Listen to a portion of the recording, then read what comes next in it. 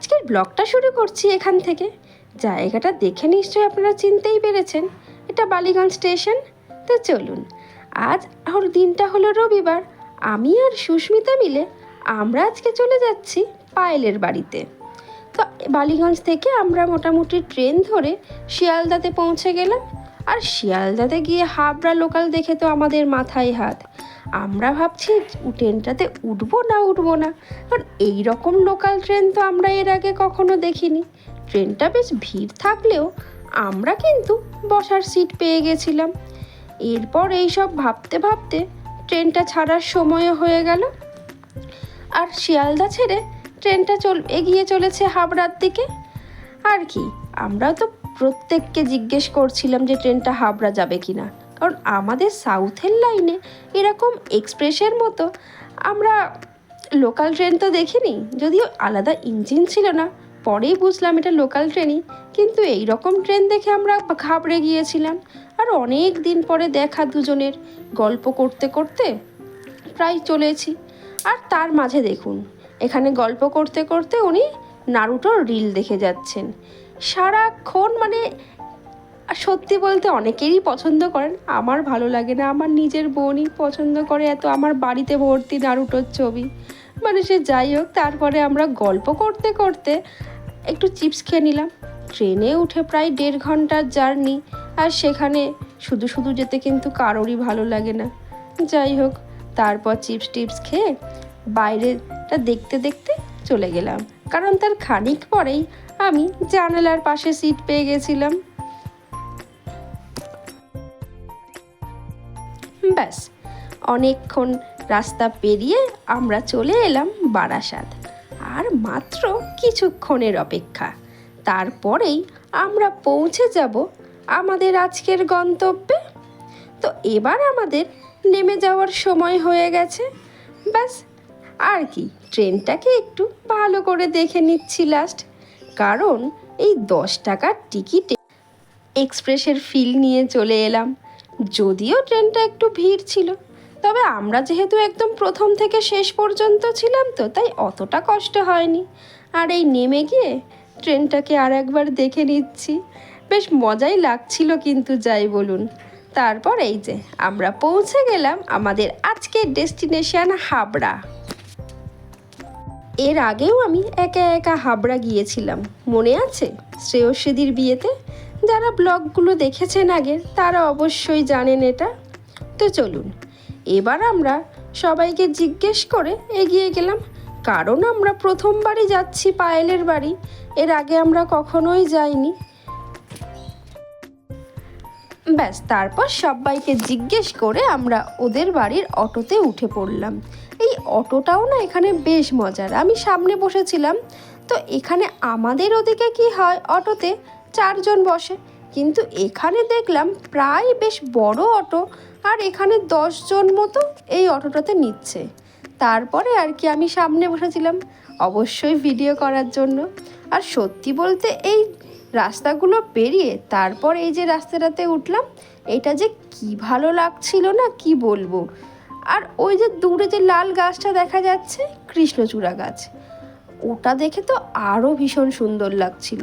শুধু অটোর এই সামনের ঝালরটা আমার ভিডিওটা নষ্ট করে দিল আর কি। এই গাছটা দেখুন কি যে ভালো লাগছিল না দেখতে, কি বলবো। তারপরেই আমরা সব কিছু পেরিয়ে চলে এলাম পায়েলের প্রায় বাড়ির কাছে। আর ওই যে দেখুন হলুদ শাড়িতে ম্যাডাম দাঁড়িয়ে অপেক্ষা করছেন তার বন্ধুদের জন্য কখন আসবে। তো অবশেষে আমরা চলেই এলাম, আর আমাদেরকে আমি ভিডিও করছি দেখে ও পেছনে লুকিয়ে পড়েছে। তারপর আমরা বাড়িতে চলে এলাম, আর এখানে দেখুন প্যান্ডেলটাও হয়ে গেছে রেডি। আর এখানে ঠাকুর এখনও আনা হয়নি, আমরা এসেছি কালী পুজোয়, আলপনা দেওয়া হচ্ছে। আসলে এটা হচ্ছিল রক্ষা কালী পুজো, আর সবাই জানেন রক্ষা কালী পুজোয় রাতে ঠাকুর এনে পুজো করে আবার রাতেই ভাসান দিতে হয়, তাই এখনও ঠাকুর এসে ওঠেনি। তারপরে আমরা চলে যাচ্ছি পায়েলের ঘরে। আর দেখছেন এই সিঁড়ি থেকে ওঠার পরে এই আলপনাগুলো কিন্তু পায়েল নিজের হাতে দিয়েছিল। খুব সুন্দর ড্রয়িং করে কিন্তু, খুব ভালো লাগছিল কিন্তু দেখতে, তাই না বলুন? ওখানে পৌঁছাতে পৌঁছাতে আমাদের বেজে গেল প্রায় বিকেল 4টে কি 4:30। আর তারপরেই আমরা ফ্রেশ হয়ে একটু লাঞ্চ করে নিলাম। আর তারপরেই পায়েল আমাদেরকে নিয়ে চলে এলো এখানের মাঠগুলো আমাদেরকে দেখাতে। চারিদিকে এত সবুজ দেখেই মন ভালো হয়ে যায়। আর দূরে ওইগুলো ছিল ধানের গোলা। ওখানে জানেন তো তখন ধানও ঝাড়া হচ্ছিল। আমার না এগুলো দেখতে খুব ভালো লাগে, কিন্তু ভিডিওতে কতটা এসেছে আমি বলতে পারবো না। তো সামনাসামনি খুব ভালো লাগছিল। তারপরে বাড়িতে এসে একটু রেস্ট নিয়ে আমরা রেডি হয়ে গেলাম রাতে পুজোর জন্য। আর এই যে দেখুন সুস্মিতা, ও ভীষণ মিষ্টি একটা মেয়ে। ওকে কিন্তু খুব মিষ্টি লাগছে, তাই না বলুন? তার এই হলো ওদের বাড়ির পুজোতে আমার লুক। আমাকে এই শাড়িটা পরিয়ে হেল্প করেছে সুস্মিতা। আর তারপরেই আমরা দুজন মিলে রেডি হয়ে গিয়ে নিচে এসে দেখলাম এখানে ঠাকুরও চলে এসছে আর সবাই পুজোর কাজে বসে গেছে। আর এই যে সাদা শাড়িতে ও হলো পায়েল, বাড়ির বউ বলে কথা, পুজোর জন্য সমস্ত কাজবাজ করছে। তারপরে পুজো টুজো দেখে গল্প করতে করতে বেজে গেল ঘড়িতে প্রায় 11:30। তারপর আমরা ডিনার করতে বসে গেলাম। এখানে মেনুতে ছিল ফ্রায়েড রাইস আর তার সাথে আলুর দম, আর তারপরেই ছিল চাটনি, পাঁপড় আর সাথে ছিল পায়েস। প্রত্যেকটি খুব সুন্দর রান্না হয়েছিল। আর খেতে খেতেই দেখলাম এখানে মায়ের চক্ষুদান পর্ব শুরু হয়ে গেছে। তারপর আর কি, পায়েলের একটু সময় হতেই 3 বন্ধু মিলে একটু আড্ডা গল্প করে নিলাম, অনেক দিন পরে দেখা বলে কথা। আর তারপর একটু রেস্ট নেওয়ার পরেই দেখলাম এখানে তখন মায়ের বিদায়ের জন্য বরণ পর্ব শুরু হয়ে গেছে।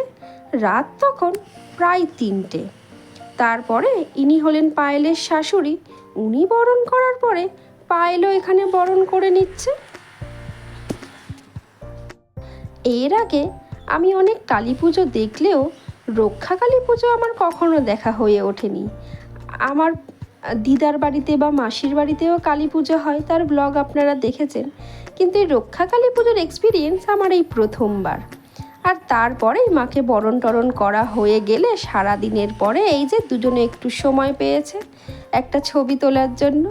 আর আমি ওদেরকে না জানিয়ে টুক করে একটা ভিডিও করে নিলাম।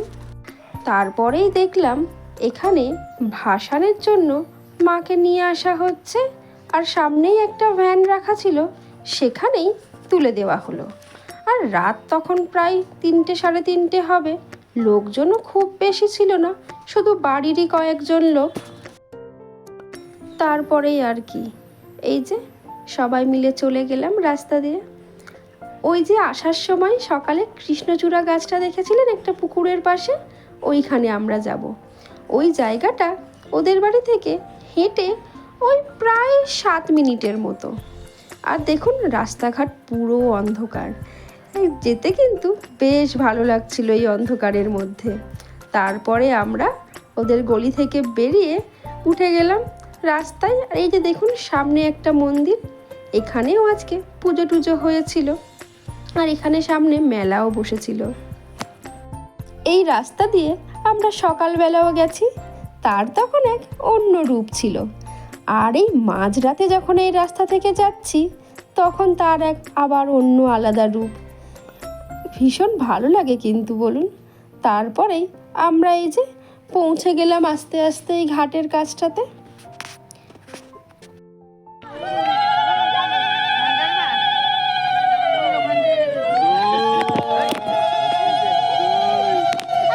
কি পোকা রে এগুলো?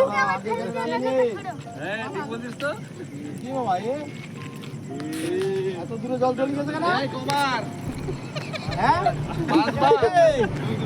এত দূরে জল চলে গেছে কেন? বলো কালী মাই, বলো কালী মাই, বলো কালী মাই। মনা নিচে যা।